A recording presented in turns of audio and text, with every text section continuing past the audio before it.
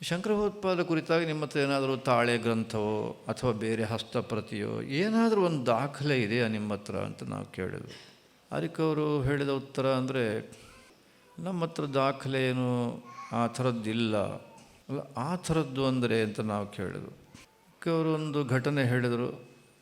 ಆರ್ಯಾಂಬ ಅವರ ಅಸ್ಥಿ ಅವರು ರಕ್ಷಣೆ ಮಾಡಿಕೊಂಡು ಬಂದಿರಿದ್ರಂತೆ.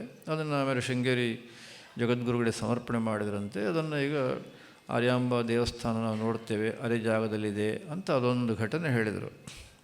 ಅದು ಬಿಟ್ಟರೆ ಇನ್ನು ಶಂಕರ ಭಗವತ್ಪಾದರ ಬಗ್ಗೆ ಏನೂ ಅವ್ರ ಹತ್ರವೂ ಇಲ್ಲ. ಅದಾದ ಮೇಲೆ ವಿಚಾರ ಮಾಡೋ ಗೊತ್ತಾಯಿತು, ಆರ್ಯಾಂಬ ಅವರ ಒಂದು ಕುಟುಂಬದಲ್ಲಿ ಬಂದಂಥವರು ಒಬ್ಬರು ಮಹಿಳೆ. ಅವರು ಡಾಕ್ಟ್ರೇಟ್ ಪಡ್ಕೊಂಡಿದ್ದಾರೆ, ಒಳ್ಳೆ ವಿದುಷಿ, ಒಳ್ಳೆಯ ಪ್ರವಚನಗಳನ್ನು ಮಾಡ್ತಾರೆ ಮತ್ತು ಪುರಾಣ ಇದನ್ನೆಲ್ಲ ಚೆನ್ನಾಗಿ ತಿಳ್ಕೊಂಡಿದ್ದಾರೆ.